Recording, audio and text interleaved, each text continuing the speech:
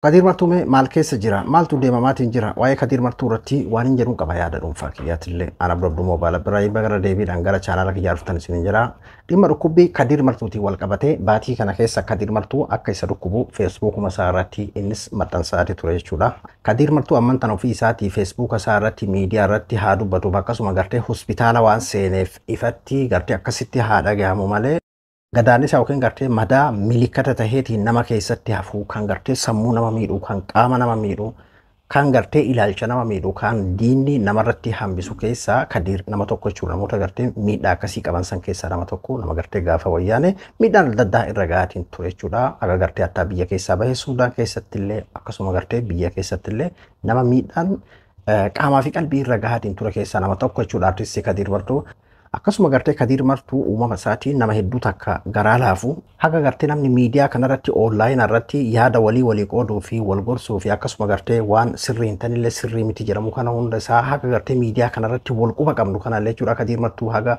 Dr. Ali Birraan Godaanee akkasuma gartee gaafa Haacaaluu Hundeessaa ajjeefame gaafa Halluu Daawwee fa'aa boqotu liif seenee nama sa'a tokko oliif akkasitti gartee imimmaan roobsaa namoota kanneen gartee akkasitti isaan yaadatu fi gartee seenaa isaanii dubbateetiin qabatamaan argaatiin turre jechuudha. Kadir Martuu waa'ee saba kanaa akka naafisii kana fakkeessaa osoo hin tahin an akka dhuunfaatitti qabatamaan waan gartee isarraa beekurraa halkan naa bilbila.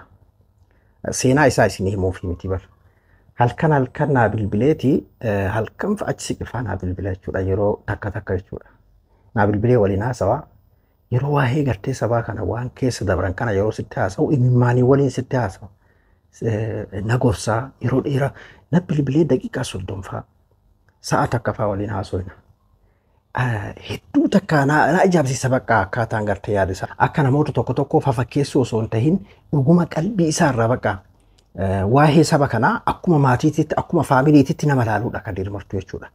Innaa yeroo sitti haasa'u waa'ee saba kanaa yoo sitti kaasu boo'ichaan imimmaanii waliin gartee gorsa yeroo sii kennu.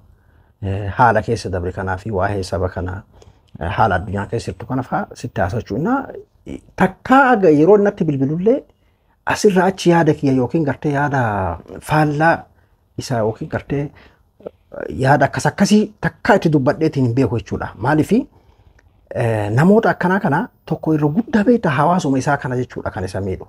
Maaliif waa'ee kanaa isinii kaasee amman tana Kadir Martuu fakkeenyaa fi haalli fayyaa isaa keessa jiru hedduu takka gartee akka miidhamaa ta'e namoonni hedduun hospitaalatti isa qunnamanii namarraan isa haa ta'u akkasuma gartee bilbilanii isa qunnamullee haa taatu isa qunnamanii haala inni keessa jiru himaati jiran jechuudha.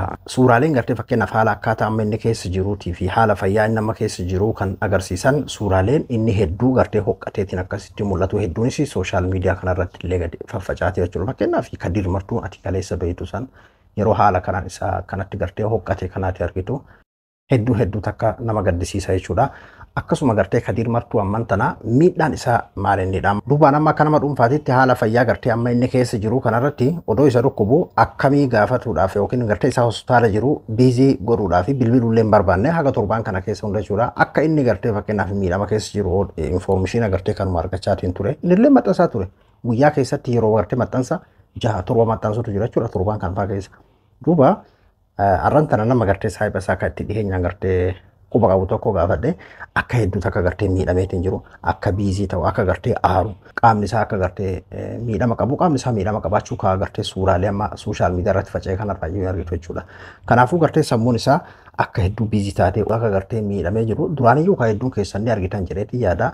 Yeroo aarri duuba amma namoonni akkanaa kunniin akkuma gartee amma jenne kana inni amma waa'ee saba kanaatiif illee haa ta'u waa'ee gartee biyyaatiif illee haa ta'u namoonni akkanaa kunniin ture tokkoffaa gartee yaada faallaa isaanii deemu haala siyaasaa walxaxaa gartee biyya keenyaa kana namni isaaf hin hubatu komantii jala seenee waan adda addaa barreessaaf amma fakkeenyaaf wanni waa'ee kanaa anaan bareeffuu tana akkaataa gartee inni yeroo adda addaatitti naa bilbilu isa wanni isinii kaaseef maal inni waan inni gartee torbaan kana keessa maxxansu laalaatiin ture jala seenee jechuudha. Hin maxxansu waa'ee Haacaaluu kana fa'aa maxxansu waa'ee maatii Haacaaluu komantii jala seenee ilaale namoota gartee yaada faallaadhaa barreessan namoota gartee isaaf hin hubanne yookiin ammoo gartee haala gartee waan ijee kanarratti jechuu kiyya.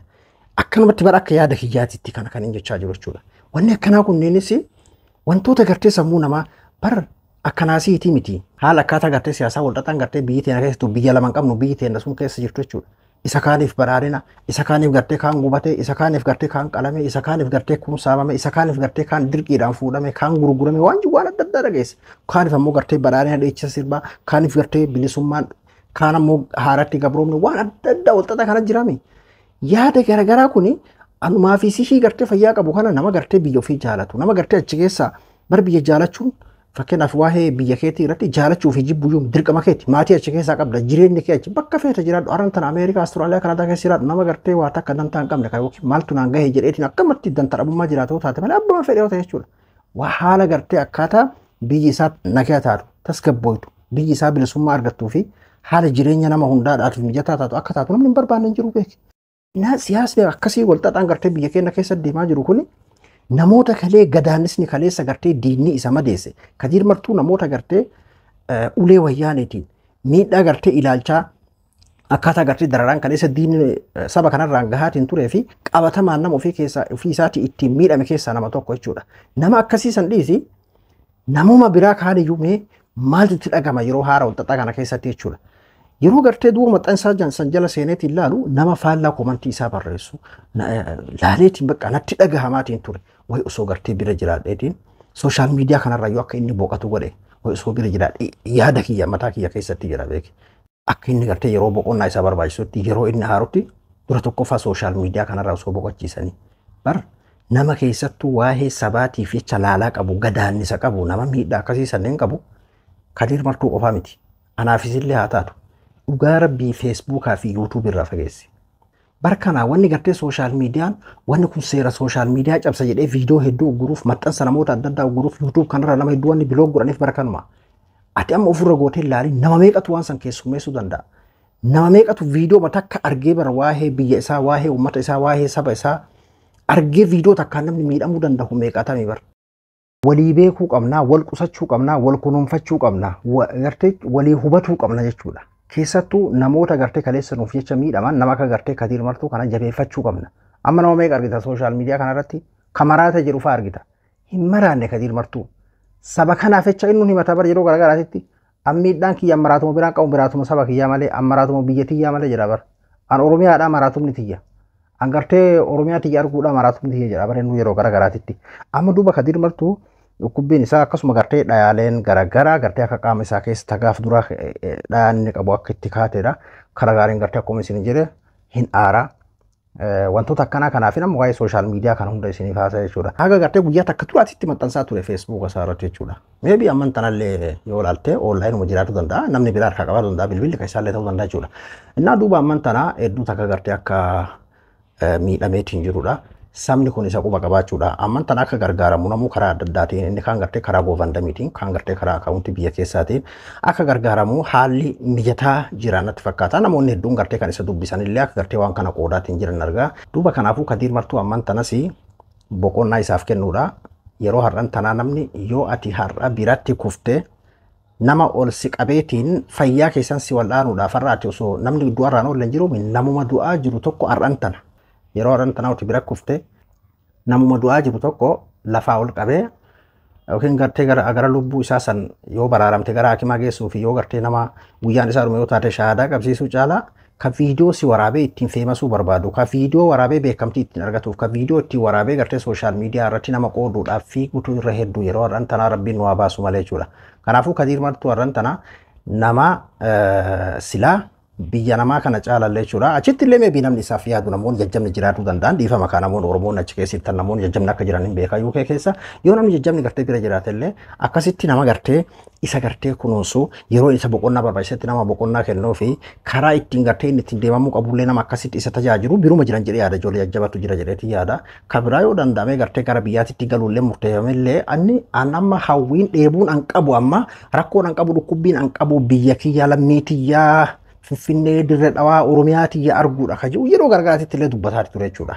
Kanaafuu waa'een Kadir Martuu akka nama dhuunfaatitti osoo hin ta'in akka dhimma hunda keenyaatitti akka dhimma sabaatitti ilaallee Kadir Martuu gartee seenaa isaa himuun hin barbaachisu namni hundinuyyuu nama beeku jechuudha. Ammallee akka gargaaramuu fi karaa adda addaa mijataa jira. Karaa mijatee sana immoo yeroo gadi dhiifamee gartee kan sirriidhaa maxxanfametti isin biraan gennaan abdabduu moobaala biraan qophii biraatii waliin deebinutti nagaan naa tura.